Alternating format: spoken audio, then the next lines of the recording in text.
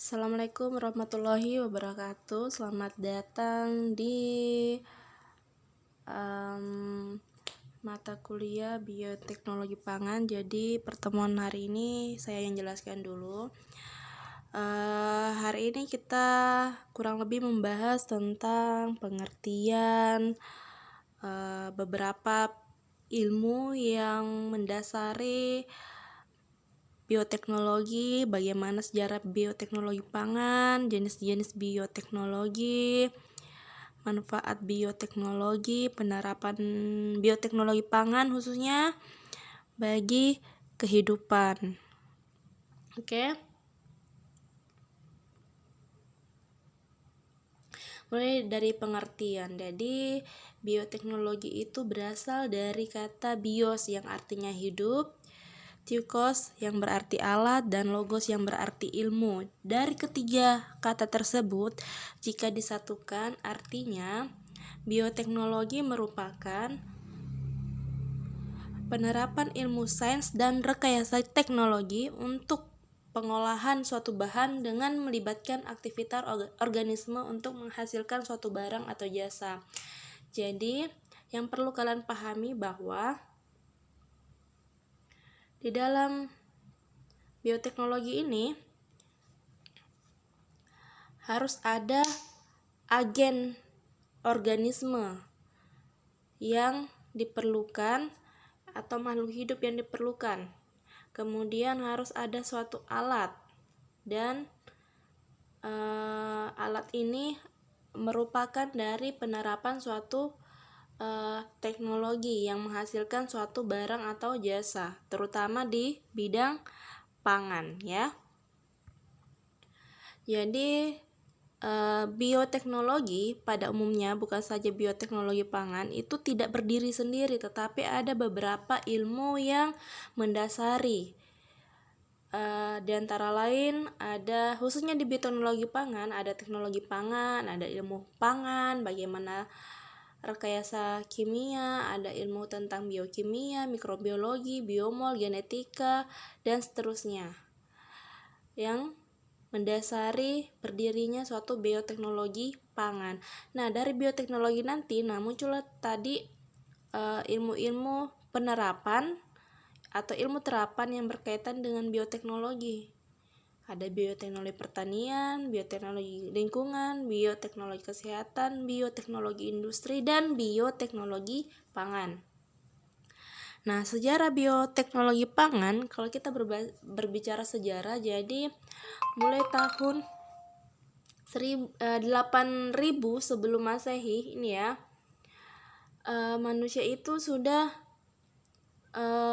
mengetahui, sudah menerapkan yang namanya bioteknologi dengan cara pengumpulan benih untuk ditanam kembali ya, pembuatan bir, fermentasi anggur, roti, itu menggunakan bantuan dari ragi, tetapi mereka belum tahu bahwa proses tersebut melibatkan suatu proses bioteknologi ya. Barulah pada tahun 1916 nih ya, di sini Karl Ereski, insinyur dari Hongaria, ini yang pertama kali menggunakan kata bioteknologi. Jadi, manusia zaman dahulu itu sudah tahu menggunakan bioteknologi, tetapi belum tahu yang mereka lakukan tersebut merupakan suatu kegiatan yang memanfaatkan makhluk hidup untuk menghasilkan suatu barang atau jasa yang baru yang bermanfaat bagi kehidupan mereka ya. Barulah pada tahun 1919 Karl Ereski ini menggunakan kata bioteknologi ya. Dia pada saat itu menggunakan ternak bit dari gula untuk memproduksi babi dalam skala besar. Jadi pakan ternaknya dia menggunakan proses bioteknologi untuk memproduksi babi dalam skala yang besar. Lanjut. Nah, jenis-jenis bioteknologi itu cuma ada dua sebenarnya. bioteknologi yang konvensional sama bioteknologi modern, ya. Kemudian hal apa sih yang mempengaruhi perkembangan bioteknologi di dunia ini? Yang pasti adalah suatu perkembangan teknologi dan ilmu pengetahuan, ya. Jadi dewasa ini semakin berkembangnya suatu ilmu, suatu teknologi, maka berkembang pula kehidupan manusia untuk menghasilkan suatu produk atau jasa yang bisa membantu manusia dalam memproduksi barang atau jasa. Jadi saya ulangi lagi bahwa jenis-jenis bioteknologi itu ada dua, yaitu bioteknologi konvensional atau tradisional dan bioteknologi modern. Bioteknologi konvensional contohnya itu ya yang ada di Indonesia, misalnya yang terkenal itu adalah tempe, ada kecap, keju, dan mikroprotein. Nah, kalau yang bioteknologi modern itu banyak. Contohnya aja nih ya, ada kultur jaringan dan rekayasa genetika. Nah, tabel ini memperlihatkan perbedaan antara bioteknologi konvensional dan bioteknologi modern. Kalau bioteknologi konvensional ini sudah dimulai sejak ribuan tahun yang lalu, bahkan di slide yang sebelumnya itu sudah ada semenjak 8.000 tahun sebelum Masehi, ya. Sedangkan bioteknologi modern itu baru diperkenalkan pada tahun 1917 atau 1919, ya.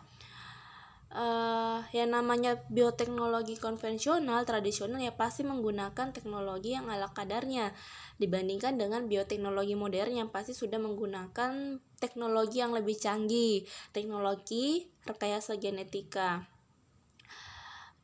Pada bioteknologi konvensional peralatannya sederhana, biayanya relatif murah. Bahkan kalau kita buat tempe ya bahan yang diperlukan itu hanyalah ragi, ya. Tetapi kalau misalnya yang bioteknologi modern peralatannya lebih canggih, artinya biayanya juga lebih besar. Nah, kemudian ternyata bioteknologi konvensional itu memerlukan waktu yang relatif panjang dan relatif lama. Kenapa? Karena pada bioteknologi konvensional itu terjadi secara alami, dilakukan oleh mikroorganisme. Jadi membutuhkan waktu untuk mikroorganisme tersebut melakukan proses-proses fermentasi sehingga menghasilkan produk yang baru dari bahan baku yang sudah ada. Sedangkan kalau pada bioteknologi modern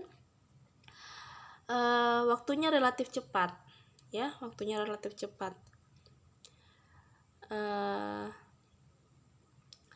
Kemudian bioteknologi konvensional ini tidak bisa diproduksi dalam jumlah yang banyak karena memerlukan waktu yang lama. Sedangkan yang bioteknologi modern karena dia bisa dilakukan secara cepat, maka produksinya juga bisa dilakukan secara besar-besaran dalam waktu yang singkat, ya. Kalau bioteknologi konvensional atau tradisional itu tidak menggunakan prinsip-prinsip dasar ilmiah, tetapi kalau yang modern dia menggunakan dasar-dasar ilmiah. Nanti dasar-dasar ilmiahnya seperti apa nanti saya akan jelaskan di slide selanjutnya. Nah, ini dia ciri atau prinsip utama bioteknologi. Sudah saya jelaskan di awal bahwa bioteknologi, ya, dasar dari bioteknologi pangan itu berasal dari 3 suku kata, yakni bios, theokos, dan logos. Bios hidup, theokos alat, dan logos itu adalah ilmu. Jadi ciri dan prinsip utamanya itu harus ada 3. Dari bios itu hidup, berarti bioteknologi itu harus menggunakan agen biologis yang berupa mikroorganisme, tumbuhan, ataupun hewan, ya. Kemudian theokos, alat atau teknologi yang dimaksud di sini, artinya dalam prinsip pelaksanaan bioteknologi itu harus menggunakan teknologi secara sederhana ataupun yang konvensional. Dan yang ketiga, harus ada produk yang dihasilkan dari proses bioteknologi tersebut, ya, dari bahan baku yang sudah ada tadi. Nah, dari bahan mentah yang sudah ada, kemudian dilakukan proses-proses bioteknologi dengan memanfaatkan teknologi baik secara konvensional dan tradisional, dan yang terakhir dengan melibatkan mikroorganisme yang cocok yang nantinya akan memproduksi suatu produk atau jasa, ya, jasa. Adapun jasa ini nanti akan lebih kalian ketahui pada saat mata kuliah bioteknologi, ya, karena mata kuliah kita tentang bioteknologi pangan. Untuk itu kita nanti arahnya pembahasannya ke pangan aja, ya. Lanjut, nah nih dia manfaat bioteknologi dalam bidang pangan itu banyak sekali, ya. Di antaranya yang pertama,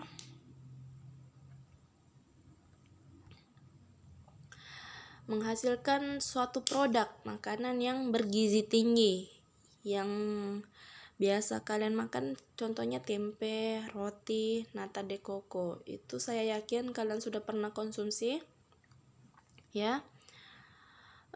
Tempe, makanan yang sudah merakyat di Indonesia, tapi nilai gizinya sangat tinggi karena bahan bakunya dari protein kedelai, ya.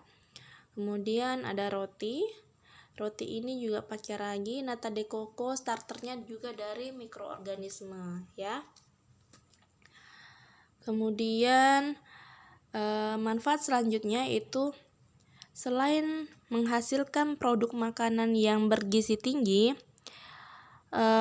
bioteknologi pangan ini juga dapat menghasilkan produk makanan dan minuman hasil dari fermentasi alkoholnya. Contohnya tape, bir, dan wine. Itu yang dari fermentasi alkohol. Nah, ada juga hasil dari bioteknologi pangan dari fermentasi asam. Nih, fermentasi asam misalnya yogurt, keju, acar, itu semua contoh-contoh fermentasi asam. Nah, ternyata bahan-bahan penyedap yang biasa kalian pakai itu juga merupakan salah satu hasil dari bioteknologi pangan. Contohnya tauco, kecap, terasi, dan cuka, ya. Nah, lanjut, ternyata bioteknologi dalam bidang pangan juga dapat memperbaiki jenis-jenis tanaman yang ada untuk kemudian diciptakan bibit unggulnya atau tanaman transgenik yang lebih tahan lama. Misalnya ada beberapa spesies tanaman yang memiliki kelemahan, misalnya mudah terserang hama, tetapi dari tanaman tersebut bisa menghasilkan pangan yang bergizi nilai tinggi, tetapi kendalanya adalah mudah terserang hama. Maka tanaman tersebut bisa dilakukan proses transgenik untuk menghasilkan suatu bibit unggul, ya, dan dapat membantu melestarikan suatu jenis produk pangan yang mulai jarang dijumpai. Nih, beberapa contoh penerapan bioteknologi pada bidang pangan bagi kehidupan. Yogurt sudah banyak di minimarket dijual bebas. Mentega, saya yakin kalian sudah familiar dengan mentega. Tempe, bir, ya, jangan disentuh sekali-sekali, ya, enggak boleh, ya. Antibiotik, penisilin, yang pernah merasakan sakit saya yakin pernah mengkonsumsi antibiotik, penisilin. Tapai, roti, keju, kecap, ya, saya yakin kalian sudah familiar dengan beberapa contoh penerapan bioteknologi pangan bagi kehidupan ini. Nah, yang saya katakan tadi, bahwa ciri atau prinsip utama dari proses bioteknologi pangan khususnya itu harus ada agen biologisnya, harus ada teknologinya dan harus ada produk atau jasa yang dihasilkan. Jadi ini contohnya, misalnya bahan bakunya itu adalah susu. Susu itu ini yang teknologi menggunakan teknologi konvensional. Nanti saya berikan lagi contoh yang penerapan bioteknologi modern di bidang pangan. Ini yang tentang bioteknologi konvensional. Misalnya bahan pangannya itu adalah susu.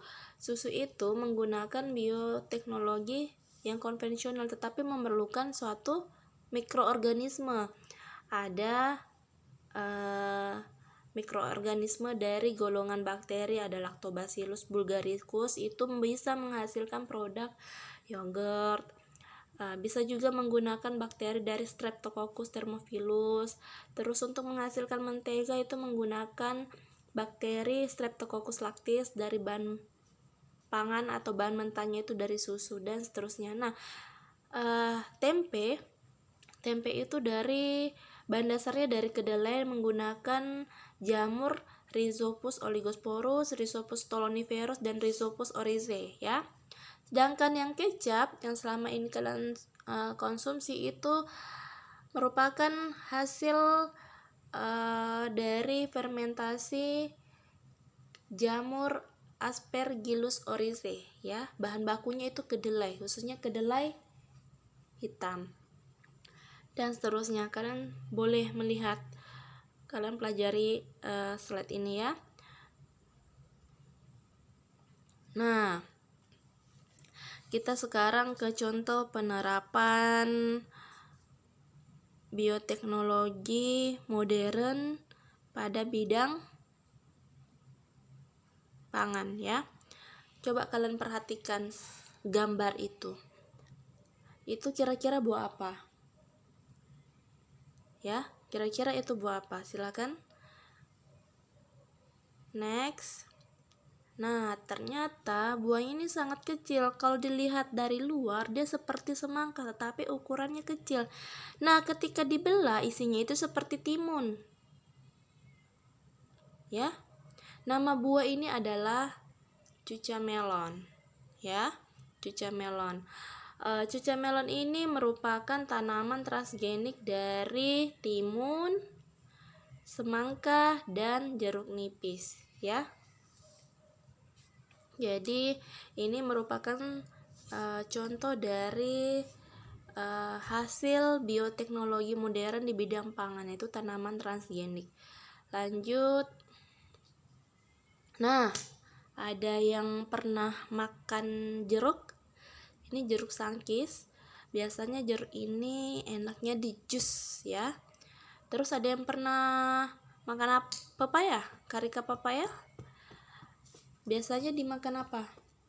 Makan mentah, di jus, buat masker, atau di apa? Ya. Nah, kira-kira kalau jeruk dan pepaya itu dilakukan tanaman transgenik atau gennya direkayasa, kira-kira dia jadi apa? Hasilnya seperti apa?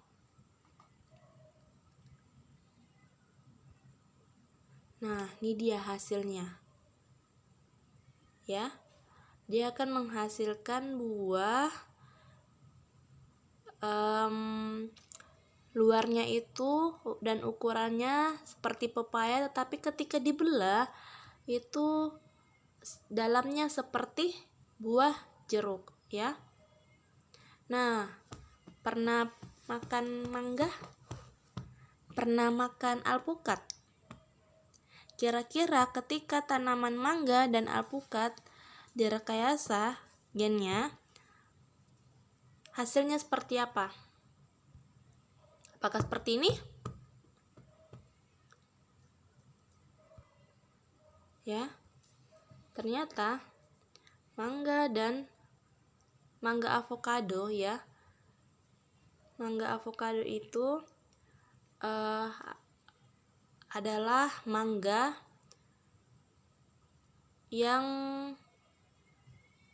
sudah dilakukan transgenik, tetapi bukan persilangan antara mangga dan alpukat, tetapi adalah suatu spesies jenis baru dari mangga yang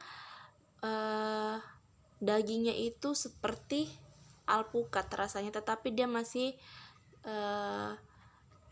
famili dari mangga ya. Ini persilangan ya antara beberapa jenis mangga yang menghasilkan mangga avocado. Itu nih, kalian bisa lihat di sini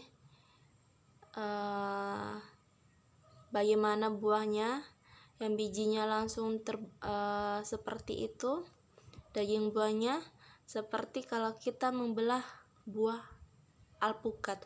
Jadi namanya ini mangga avocado. Ini tanaman transgenik yang berasal dari Indonesia. Sama tadi seperti buah yang ini, buah sebelumnya antara persilangan jeruk dan pepaya ini juga dilakukan di Indonesia ya.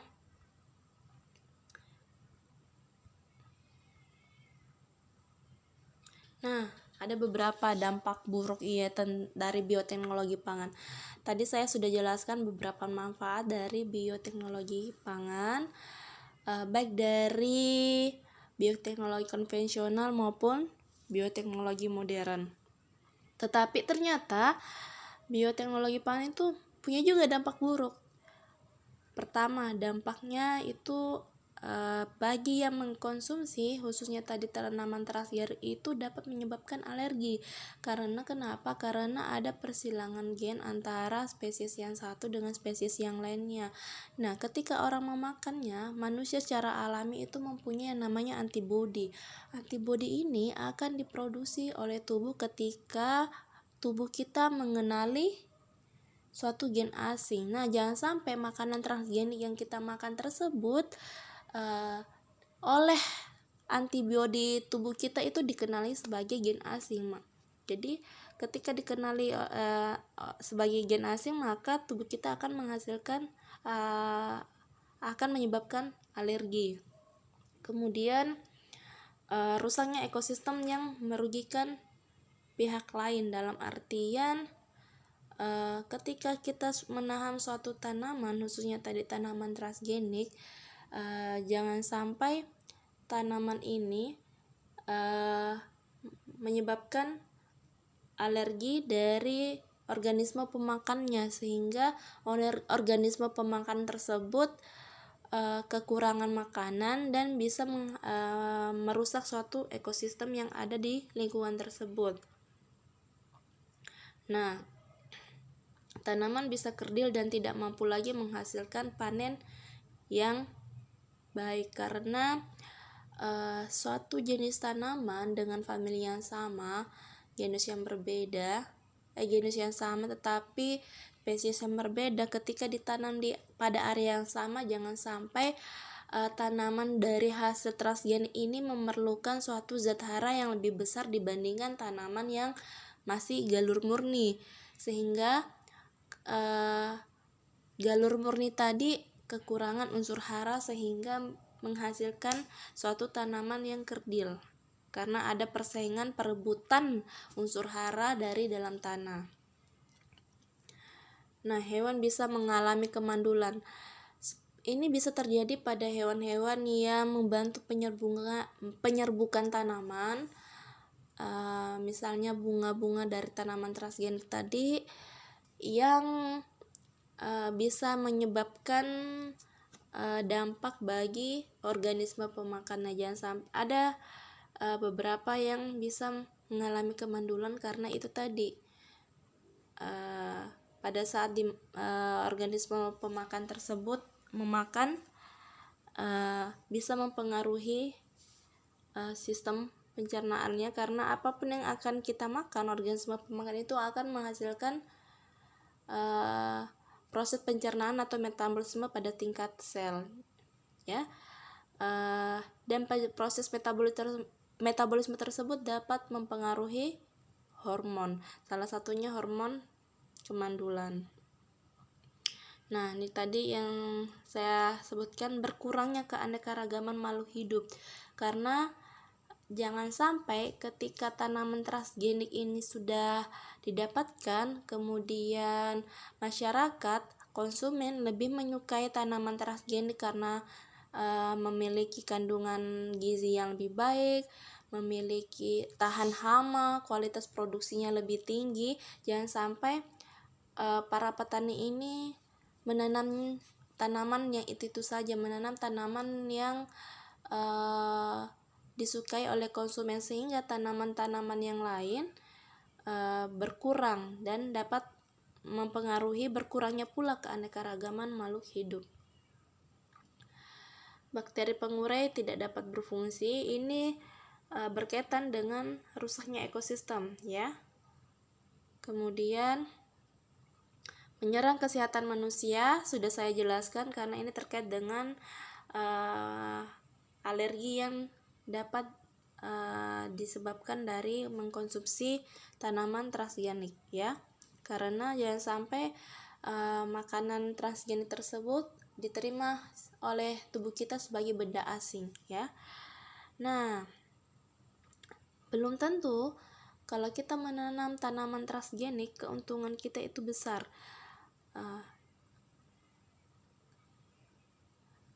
Keuntungan besar bisa terlaksana apabila tanahnya juga luas.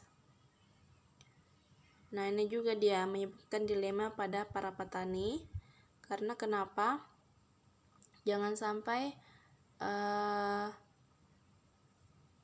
dari konsumen atau masyarakat menyukai produk-produk tertentu saja sehingga tanaman yang lain itu tidak ditanam, ya.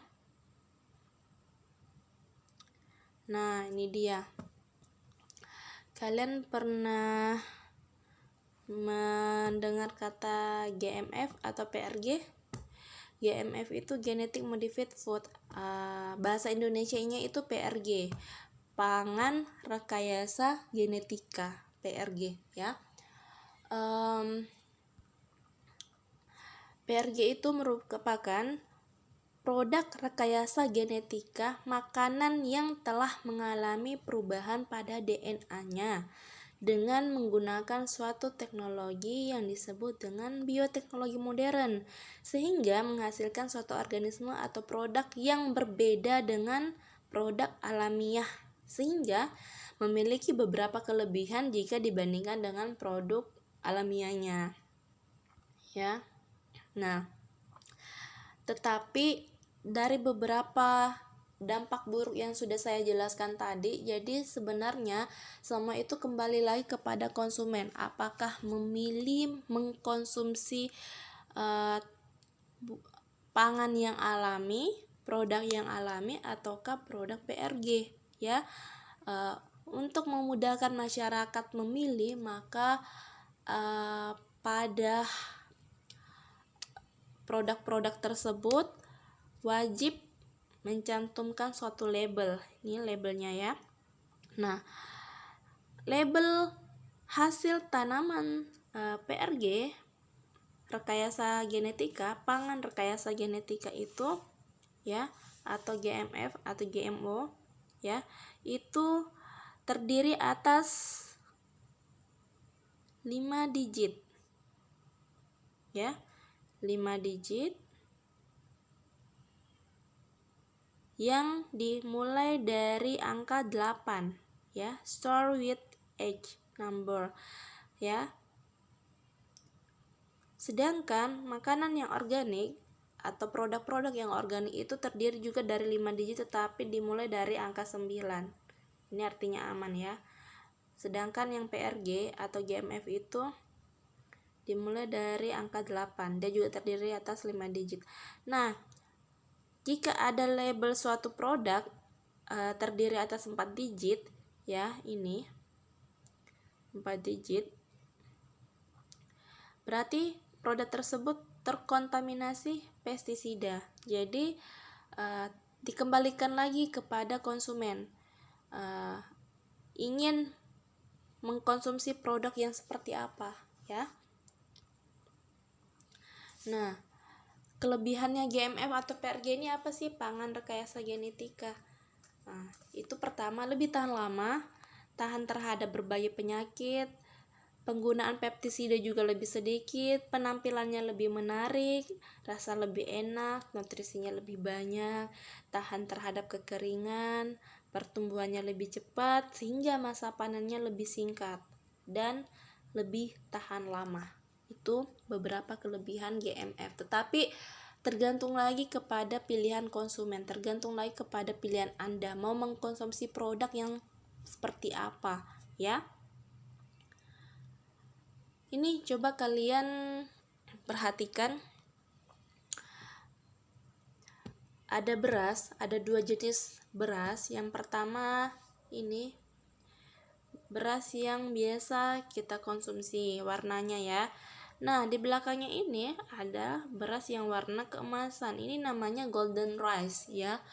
Golden rice ini merupakan hasil transgenik. Nah, kelebihannya dari golden rice ini, dia kandungan gizinya lebih tinggi, mengandung beta karotin, vitamin A ya. Jadi pada golden rice ini telah disisipkan gen dari wortel. Jadi warnanya lebih gold ya, lebih cerah dibandingkan beras-beras alami ya. Dan kandungan gizinya juga lebih tinggi. Kemudian golden rice ini manfaatnya apa sih? Selain gizi yang sudah saya jelaskan tadi, ternyata golden rice ini dapat membantu saudara-saudara kita yang berada di daerah yang kekeringan, sumber pangannya itu sulit ditemukan, berada di kondisi yang sangat ekstrim, yang daerah-daerah rawan atau riskan terserang gizi buruk ya. Jadi salah satu solusinya ini adalah golden rice. Jadi dalam satu kali konsumsi yang memakannya itu atau konsumennya sudah mendapatkan beberapa gizi ya, dibandingkan dengan mengkonsumsi beras biasa. Itu golden rice. Ada tapinya ya. Yang namanya tanaman transgenik itu saya sudah jelaskan tadi di awal tentang kekurangan atau dampak buruk dari bioteknologi pangan, khususnya di yang modern ya.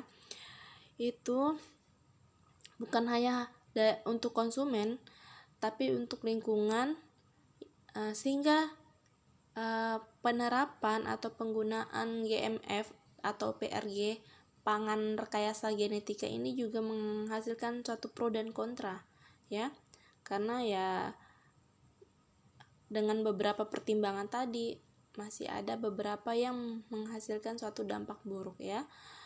Nah, untuk itu penggunaan GMF atau PRG ini masih perlu ditinjau dari segi bioetika. Nah, ini nanti terkait dengan tugas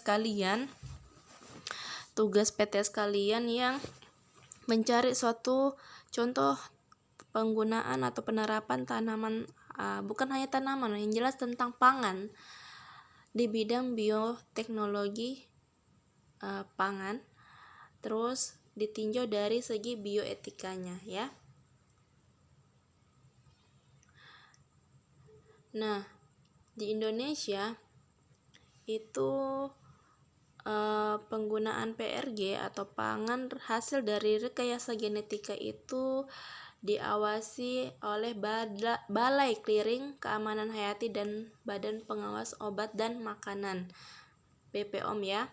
Nah, tugasnya itu ada 3, uji toksisitas, uji alergenitas, dan perubahan nilai gizi serta kesepadanan dan substansial. Jadi makanan-makanan hasil PRG tersebut harus lulus uji dulu dari Balai Clearing Keamanan Hayati dan BPOM ya.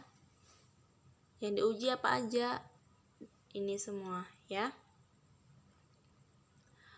Nah, bagaimana pemerintah mengatur tentang PRG, pangan rekayasa genetika?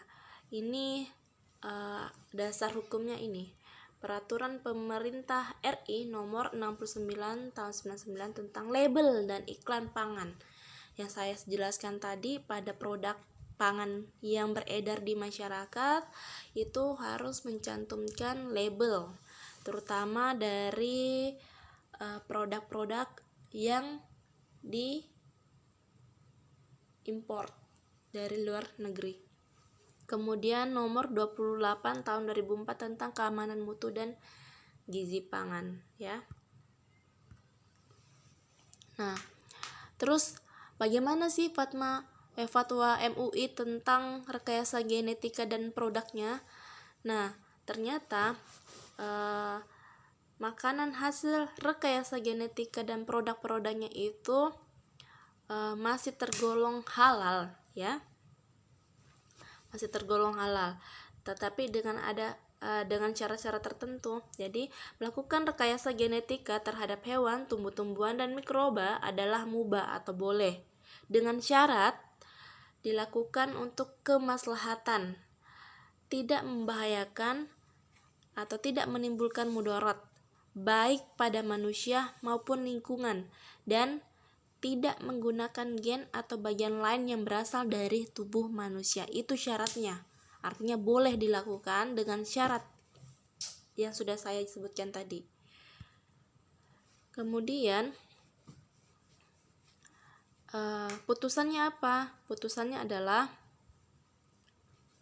itu tadi boleh dengan syarat-syarat yang sudah saya di slide sebelumnya. Kemudian tumbuhan hasil rekayasa genetika itu halal dan boleh digunakan dengan syarat ya harus bermanfaat dan tidak membahayakan ya, itu syaratnya. Kemudian hewan hasil rekayasa genetika itu halal dengan syarat hewannya termasuk dalam kategori jenis hewan yang dagingnya halal dikonsumsi, bermanfaat dan tidak membahayakan ya. Dan produk atau hasil dari rekayasa genetika pada produk pangan, obat-obatan, kosmetik itu halal dengan syarat bermanfaat, tidak membahayakan. Sumber asal gen pada produk rekayasa genetika bukan dari organisme atau sesuatu yang haram ya. Jadi sudah sangat jelas itu harus bermanfaat, tidak berbahaya, dan sumbernya halal ya, tidak menggunakan gen atau bagian lain berasal dari tubuh manusia ataupun hewan-hewan yang tergolong haram. Oke, demikianlah penjelasan saya tentang materi pertemuan kita hari ini. Kita akan lanjut ke sesi berikutnya ya. Silakan bagi Anda yang ingin bertanya, masih ada yang belum dipahami, kita beralih ke grup. Oke.